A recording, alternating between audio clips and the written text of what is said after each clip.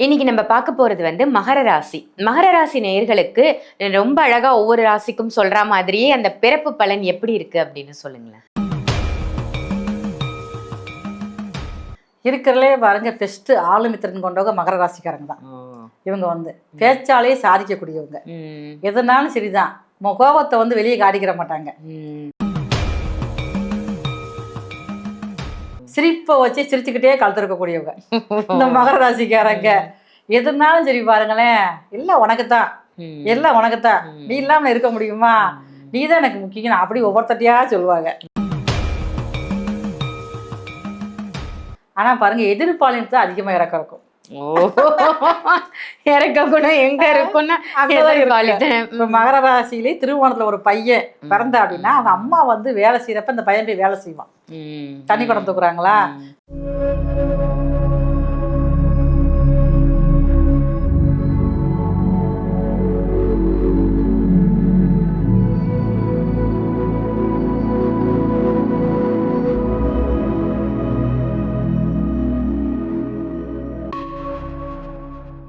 ஆன்மீக பரிகார நேயர்கள் அனைவருக்கும் அன்பான வணக்கங்கள். இன்னைக்கு நம்ம யாரை சந்திக்க வந்திருக்கோம், என்ன விஷயத்தை தெரிஞ்சுக்க வந்திருக்கோம் அப்படின்னு பாத்தீங்கன்னா, ஒவ்வொரு ராசிக்குமான பிறப்பு பலன் என்ன அப்படிங்கிறத தான் தெரிஞ்சுக்க வந்திருக்கோம்.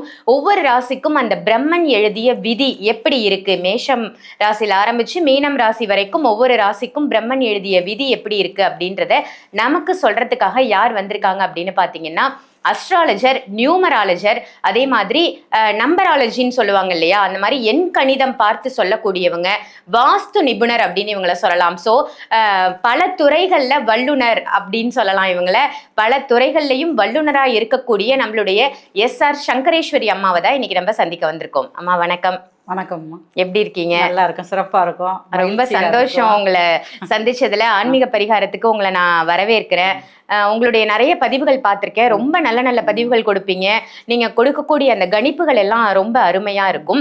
இன்னைக்கு நம்மளுடைய ஆன்மீக பரிகார நேயர்களுக்காக நீங்க பிறப்பு பலன் எப்படி இருக்கும் ஒவ்வொரு ராசிக்கும் அப்படின்னு சொன்னீங்கன்னா மக்களுக்கு ரொம்ப பயனுள்ளதா இருக்கும். ஆக்சுவலா அந்த பிறப்பு பலன் அப்படின்னு என்ன, பிரம்மன் எழுதிய விதி அப்படின்னு சொல்லுவாங்க இல்லையா, அது ஒவ்வொரு ராசிக்குமா எல்லா மக்களுக்கும் காமனா தானே இருக்கும். அதாவது ஒரு மனிதன் பிறக்கிறான் அப்படின்னா என்ன மாதிரி விஷயங்களோட பிரம்மா இந்த பூ உலகில் அவங்கள படைப்பாங்க? முதல்ல ஆன்மீக பரிகார நேயர்களுக்கு உங்களின் மருத்துவச்சுடர் எஸ்ஆர் சங்கரேஸ்வரியின் அன்பான வணக்கங்கள். அதாவது பிரம்மனுடைய படைப்பு, அந்த குழந்தை நம்ம ஒரு சிலர் நினைப்பாங்க நம்ம தான் விரும்பி இந்த குழந்தை நமக்கு அப்படி கிடையாது. அந்த குழந்தை அதுதான் பார்த்துக்கு இந்த அம்மா படம் நம்ம பிறக்கணும் அப்படின்னு சொல்லி போய் பிரம்மன்ட்ட போய் கேட்குமா. ஓ, குழந்தைதான் இந்த பெத்தவங்களை சூஸ் பண்ணுது. அப்ப நம்ம என்ன சொல்றோம் அப்படின்னு கேட்டீங்கன்னா, நம்மளுடைய கர்மா தான் அங்க இருக்குன்னு நினைக்கிறோம். அப்படி கிடையாது. அந்த குழந்தையோட பிறப்பானது அதுதான் விரும்பி நம்மகிட்ட வருது. அதனால பாருங்க, 1000 அணுக்கள் இருக்கிறதுல அந்த ஒரு அணுக்கள் தானே முந்தி மோதி போய் போட்டி ஓட்டு வருது. அப்ப அங்கேயே அதுக்கு ஒரு போட்டி உருவாயிருது. அதான் பாருங்க பிரம்மன் ரகசியம். ஒரு குழந்தை சிரசோதயம் அப்படின்னு சொல்லி சொல்றது அந்த சிரசோதயம் நடக்கிறப்ப லக்கணம் அன்னைக்குள்ள கோச்சார நிலைகள்ல கிரகங்கள் எங்கெங்க அமர்ந்திருக்கோ அப்பதான் பாத்துங்க இந்த குழந்தை இந்த நட்சத்திரத்தை பிறக்கணும், இந்த இதுதான் பிறக்கணும். அப்ப இது முன்ஜென்ம வினைதான். இப்ப ஒருத்தருடைய கர்மாவானது ஒரு நட்சத்திரத்துல ஒரு நாள் இறந்துறாரு அப்படின்னா, இப்ப ராகுதிசையில திருவாரூர் பிறக்கிறாரு அப்படின்னா, திருவாரூர்ல முழுசுமே பிறக்கிறப்ப இருக்காது. திருவாரி 4ஆம் பாதத்துல பிறந்தாங்கன்னா ஒரு 1.5 வருஷமா 2.5 வருஷமா இருக்கும். அது ஏன்னு கேட்டீங்கன்னா, முன்ஜென்ம விட்ட குறை தொட்ட குறை தான். அப்ப அவங்களுடைய வாழ்க்கை முன்ஜென்மத்துல திருவாரி 4ஆம் பாதத்துல அந்த வருஷம் வரைக்கும் இருந்திருக்கும். அந்த மீதி கர்மாவை கழிக்கிறதுக்காகத்தான் இந்த திருவாரி 4ஆம் பாதத்துல பிறந்து என்னென்ன செஞ்சாங்களோ அந்த முன்ஜென்ம வினைக்கு ஏற்ப நன்மையோ தீமையோ அனுபவிக்கிறதுக்காகத்தான் இந்த பிறப்பு எடுத்திருக்கு. இன்னொன்னு பாருங்க, நிறைய பேர் சொல்லுவாங்க, எல்லாமே அன்னைக்கே நம்ம தலையில எழுதிட்டானே, எதுக்கு நம்ம கோவிலுக்கு போகணும், எதுக்கு நம்ம முயற்சி எடுக்கணும், நம்ம வீட்டுல சாயா தூங்கலாமே, அதுவா நடக்கும்ல அப்படின்னு எல்லாமே எழுதி அனுப்பிச்சிட்டாங்க நம்மள. நம்ம என்ன வேண்டுனாலும் வேண்டலனாலும் நடக்கிறது தான் நடக்கும்னு சொல்லுவாங்க. இதுக்கு என்ன காரணம் இருக்குன்னு கேட்டீங்கன்னா, அந்த பிரம்மனை எழுதியிருப்பாரு. சில விஷயங்கள் தான் நான் பண்ணுவேன், சில விஷயங்கள் மனிதரோட முயற்சியில தான் பண்ணணும் அப்படின்னு சொல்லி எழுதியிருப்பாரு. அப்ப நம்ம முயற்சி எடுக்கலைன்னா ஒண்ணுமே செய்ய முடியாது. எல்லாமே ஆண்டவர் மேல பாரத்தை போட்டுருந்தா நடக்குமா? நடக்காதுல்ல. நிறைய விஷயங்கள்ல உன்னுடைய முயற்சி தான் வெற்றி வரும் அப்படிங்கிற சில விஷயங்கள், சில சூட்சுமங்கள் வந்து சொல்லிடுவாரு. அப்ப எந்த நேரத்துல எங்க போய் லாக் ஆகுற, அப்ப அதுக்குன்னு பாருங்க முன்ஜென்ம கர்மா நல்லா இருந்துச்சு அப்படின்னா அவங்களுக்கு அந்த நேரத்துல யாராவது ஒருத்தர் கை தூக்கி விடுவாங்க. அதான் நிறைய பேருக்கு தெரியும். அது வந்து எப்ப நான் லாக்ல போய் இருந்தேன், இனி ஒருத்தர் கை தூக்கி கடவுள் மாதிரி வந்து காப்பாத்தினாருப்பா அப்படின்னு சொல்லுவாங்கல்ல, அந்த மாதிரி விஷயங்கள் தான் நடக்க ஆரம்பிக்கும். இதான் பாருங்க பூர்வ புண்ணியம் நல்லா இருக்குன்னு சொல்றது. 7 தலைமுறைக்குள்ள நம்மளே பாருங்க அந்த குடும்பத்தை சனிச்சிருப்போம். நம்மளுடைய முப்பாட்டம்னா ஒரு 5 தலைமுறைக்கு சனிச்சு நம்ம என்னென்ன பாவ புண்ணியங்கள் செஞ்சோமோ அதை அனுபவிக்கிறதுக்காகத்தான் பாருங்க அந்த 5 நம்ம தலைமுறையா வந்து பிறப்போம். இதுதான் சில பேரை பார்த்து சொல்லுவாங்க, தாத்தா மாதிரி இருக்கா, பாட்டி மாதிரி இருக்கா அப்படின்னு சொல்லுவாங்க. அப்படி குணாதிசயங்கள் அப்படி நம்ம வந்து கொண்டு வந்திருப்போம். இதுதான் முன்ஜென்ம கர்ம பதிவு அப்படிங்கிறது. ரொம்ப அருமையா சொன்னீங்க. முதல்ல மக்களுக்கு வந்து அவங்கவுங்க ராசியை பார்க்கறதுக்கு முன்னாடி தெரியணும் அந்த பிறப்பு பலன்னா என்ன அப்படின்றத தெரிஞ்சுக்கிட்டு அவங்க ராசிக்கான பிறப்பு பலனை பார்க்கும் பொழுது இன்னும் முழு விவரங்கள் வந்து அவங்களுக்கு புரியும். ரொம்ப அழகா பிறப்பு பலன்னா என்ன அப்படின்னு சொல்லியிருக்கீங்க. இன்னைக்கு நம்ம பார்க்க போறது வந்து மகர ராசி. மகர ராசி நேயர்களுக்கு ரொம்ப அழகா ஒவ்வொரு ராசிக்கும் சொல்ற மாதிரியே அந்த பிறப்பு பலன் எப்படி இருக்கு அப்படின்னு சொல்லுங்களேன். இருக்கிறதுலே பாருங்க பெஸ்ட் ஆளுமித்திரன் கொண்டவங்க மகர ராசிக்காரங்க தான். இவங்க வந்து பேச்சாலே சாதிக்கக்கூடியவங்க. எதுனாலும் சரிதான், கோபத்தை வந்து வெளியே காட்டிக்கிற மாட்டாங்க. எதிரி ஒருத்தர் இருந்தான் அப்படின்னா என்ன செவ்வாய் அங்க வந்து உச்சம், குரு நீசம், அப்ப அந்த தலக்கணம் எல்லாமே கொஞ்சம் குறைஞ்சிரும். ஆனா பாருங்க எதிராளியை பார்த்தோன்னே பாருங்க இவங்க நேரம் வந்து கோபத்தை காட்ட மாட்டாங்க, சிரிப்பை வச்சு சிரிச்சுக்கிட்டே கலந்துருக்கக்கூடியவங்க இந்த மகர ராசிக்காரங்க. எதுனாலும் சரி பாருங்களேன், எல்லாம் உனக்குத்தான், எல்லாம் உனக்குத்தான், நீ இல்லாம இருக்க முடியுமா, நீதான் எனக்கு முக்கியம் அப்படி ஒவ்வொருத்தட்டியா சொல்லுவாங்க. இவங்க கிட்ட நம்ம தான் கொஞ்சம் எச்சரிக்கையா இருக்குதா, நீதான் எனக்கு முக்கியம், எல்லாரும் அப்படித்தான் சொல்லுவாங்க. மகராசிக்காரங்க பூரா அப்படித்தான் பாத்துக்கோங்க. ரொம்ப அந்த மாதிரி இறங்கி போய் எல்லாமே செய்யக்கூடியவங்க. மகராசியிலேயும் திருவோணத்துல ஒருத்தவங்க இருந்தாங்க அப்படின்னா இறக்க குணம் கொஞ்சம் அதிகமா இருக்கும். ஆனா பாருங்க எதிர்பாலினத்துல அதிகமா இறக்கம் இருக்கும். இறக்க குணம் எங்க இருக்குன்னா மகர ராசியிலே திருவோணத்துல ஒரு பையன் பிறந்தா அப்படின்னா அவங்க அம்மா வந்து வேலை செய்யறப்ப இந்த பையன் போய் வேலை செய்வான். தண்ணி குடம் தூக்குறாங்களா, நம்ம போய் ஒரு சின்ன ஹெல்ப் பண்ணுவோம் அப்படிங்கிறது இப்ப அம்மாவுக்கு மதிப்பு கொடுக்குற குணமா இருக்கும்.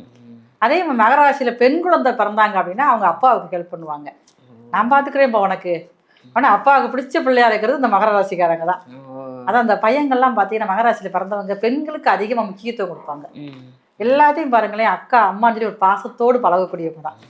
ஆனால் அந்த பாசமே சில நேரங்களில் வேஷமாகவும் இருக்கும். அதை நம்ம கவனமாக தெரிஞ்சுக்கிறோம். மகராசிக்காரங்களுக்கும் சின்ன வயசுலேயே ராகுதசை வந்துடும். அவங்களுக்குமே ஒரு இந்த உலகத்தை புரிஞ்சுக்கிறதுக்கு பாருங்களேன் அவங்களுக்கு கிட்டத்தட்ட பார்த்தீங்கன்னா 35 வயசு ஆயிடும்.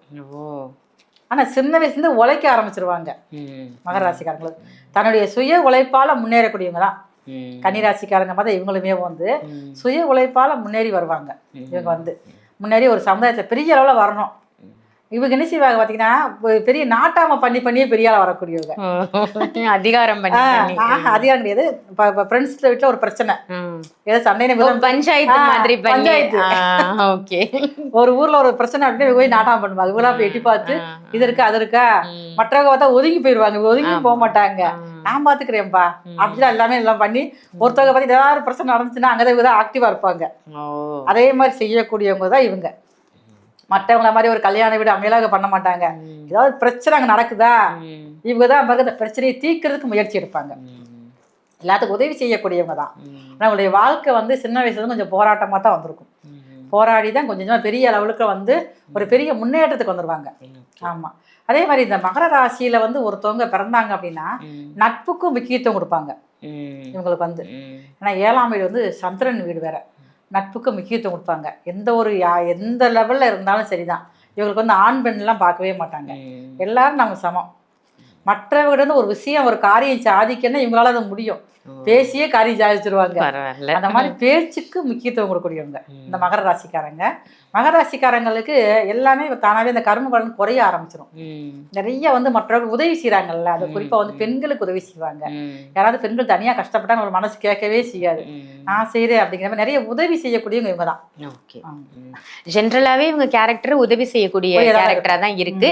இவங்க வாழ்வியல் பரிகாரம் செய்யணும் அப்படின்னா என்ன பண்ணலாம்? இவங்களுக்கு வந்து ஞாயிற்றுக்கிழமை வந்து காலையில இவங்க என்ன செய்யணும், சிவாலயங்களுக்கு கூடிய அர்ச்சகருக்கு கோதுமை வாங்கி தானம் பண்ணணும். கோதுமையை தானமா கொடுக்கணும். இதை வந்து மாசத்துக்கு ஒரு டைம் பண்ணாங்கன்னா கர்மம் வந்து குறைய ஆரம்பிக்கும்.